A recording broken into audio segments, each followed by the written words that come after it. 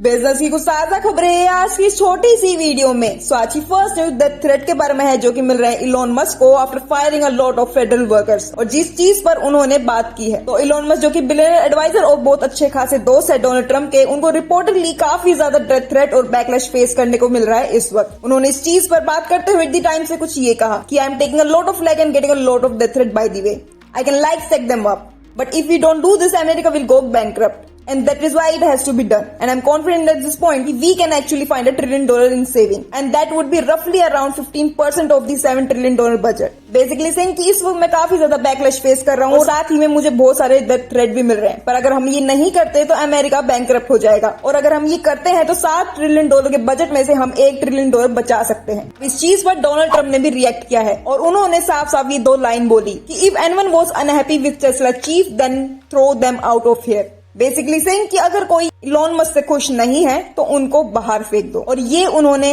अपने सारे कैबिनेट्स के सामने बोला, जिसके बाद सब हंसे भी। एंड आई थिंक इस चीज के बाद डर का माहौल है फेडरल वर्कर्स के बीच।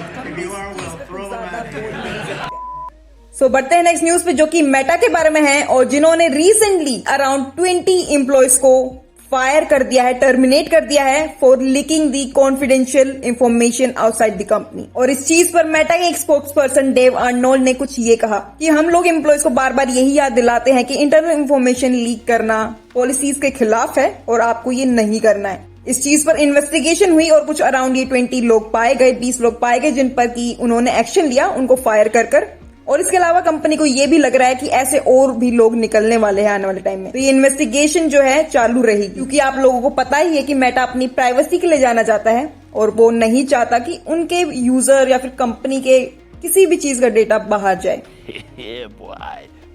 सो बढ़ते हैं नेक्स्ट न्यूज पर जो कि वर्ल्ड बैंक की एक रिपोर्ट के बारे में है जो कि इंडिया के ऊपर है, और जिसमें की बात की गई है कि अगर हमें विकसित भारत बनना है जो कि हमारा एम है तो उसके लिए हमें कितनी जीडीपी और क्या क्या चीजें चाहिए होंगी। तो वर्ल्ड बैंक के मुताबिक इंडिया को 2047 तक हाई इनकम नेशन बनने के लिए 7.8% की एवरेज जीडीपी ग्रोथ सस्टेन करनी होगी। Gross national income per capita को लगभग 8 गुना बढ़ाने की जरूरत है, तभी देश अपने लॉन्ग टर्म इकोनॉमिक गोल्स को अचीव कर पाएगा। वर्ल्ड बैंक की कंट्री डायरेक्टर उमी ने कहा है कि अगर हमारा करंट ग्रोथ रेट यही रहा तो हाई इनकम स्टेटस पाना इस वक्त संभव नहीं है, और अगर हमारे भारत को अपनी पूरी डेमोग्राफिक डिविडेंड का पूरा फायदा उठाना है तो अगले 20 से 25 सालों तक यही तेजी मेंटेन करनी पड़ेगी और काफी ज्यादा सुधार करना पड़ेगा। हमको हमारे इन्वेस्टमेंट जीडीपी का 40% तक बढ़ाना पड़ेगा 2035 तक। पिछले कुछ दिनों में हमारा कैपिटल इनफ्लो और हमारी जॉब क्रिएशन की रफ्तार जो है वो काफी धीमी हो गई है, इसको हमें फिर से बैलेंस करना होगा। इसके अलावा रेगुलेटरी रिफॉर्म जरूरी है जो कि एंट्री बैरियर्स कम कर सकेंगे, कि एफडीआई यानी कि फॉरेन डायरेक्ट इन्वेस्टमेंट अट्रैक्ट हो सके हमारी कंट्री में, जो कि इस वक्त पैसा पुल आउट कर रही है मार्केट से, उसको वापस लाना पड़ेगा अगर हमें ग्रो करना है तो।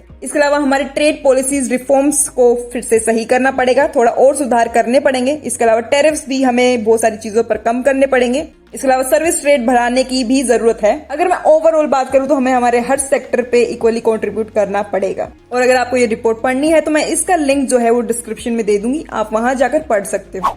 सो बढ़ते हैं नेक्स्ट न्यूज पे जो कि यूएस वर्सेस चाइना के बारे में है, और जिसमें रिसेंटली यूएस ने धमकी दी है कि मैं 10% एक्स्ट्रा इंपोर्ट ड्यूटी लगाने वाला हूं चाइना के प्रोडक्ट्स पर, जिसपे कि अगेन चाइना ने अपोज किया है और उसने ये कहा है कि आप ये नहीं कर सकते, ये गलत है, इससे हमारे ट्रेड रिलेशंस बिगड़ेंगे, और अगर आप ये करते हैं तो आप भी हमारे स्टेप्स और मेजर्स के लिए तैयार रहिए। चाइना भी चुप नहीं बैठेगा।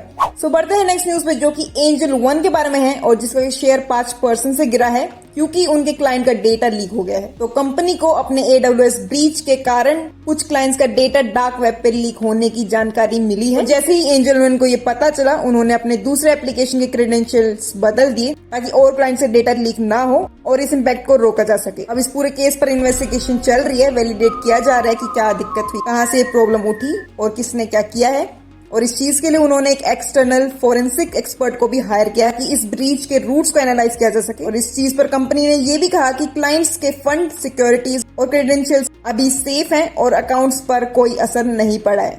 यहाँ कुछ तो गड़बड़ है, जरूर कोई ना कोई गड़बड़।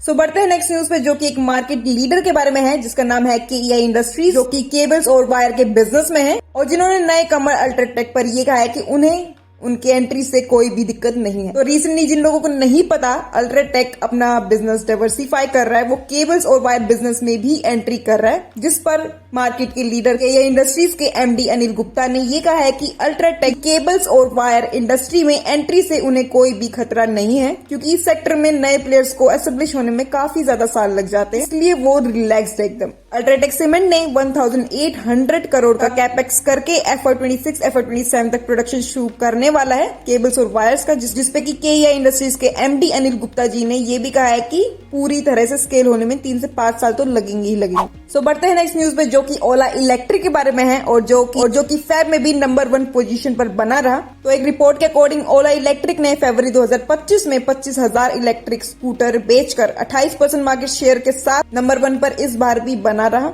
और कंपनी ने ये भी कहा कि इसका क्रेडिट S1 स्कूटर रेंज को जाता है और देश भर के जितने भी हमारे आउटलेट्स हैं, जो कि लगभग 4,000 हैं, उनको जाता है पूरा श्रेय इस चीज का। सो बढ़ते हैं नेक्स्ट न्यूज पर, जो कि सेबी के नए चेयरमैन के बारे में है, जिनका नाम है तुहिन कांता पांडे, जिनका कि पूरा नाम है वित्त सचिव तुहिन कांता पांडे जी, जो कि सेबी के नए चेयरमैन अपॉइंट किए गए हैं अगले 3 सालों के लिए, क्योंकि जो एक्स चेयरमैन थी मदावी पुरी बूथ जी, उनका टेन्योर खत्म हो चुका 1 मार्च 2025 को, यानी कि आज ही खत्म हो चुका है और अब सेबी की चेयर को संभालने वाले हैं पांडे जी। तो बढ़ते हैं नेक्स्ट न्यूज पे, जो कि ChatGPT 4.5 के प्रीव्यू के बारे में है, जिसको कि लॉन्च कर दिया है और इसकी अनाउंसमेंट खुद CEO सैम ऑल्टमैन ने अपने एक्स पर की है, आप स्क्रीन पर देख सकते हैं। तो OpenAI ने ChatGPT 4.5 का रिसर्च प्रीव्यू प्रो यूजर्स के लिए और डेवलपर्स के लिए लॉन्च कर दिया है। अगले हफ्ते से और भी ज्यादा इसका रोल आउट बढ़ जाएगा। नए मॉडल में काफी ज्यादा बदलाव है, जैसे कि बेहतर पैटर्न रिकॉग्निशन, क्रिएटिव इंसाइट्स और इमोशनल इंटेलिजेंस के साथ बहुत सारी और भी नई चीजें। पहले ये ChatGPT प्लस और टीम यूजर्स को इसका एक्सेस मिलेगा, देन ये एंटरप्राइजेस और ये एजुकेशनल यूजर्स को रोल आउट किया जाएगा।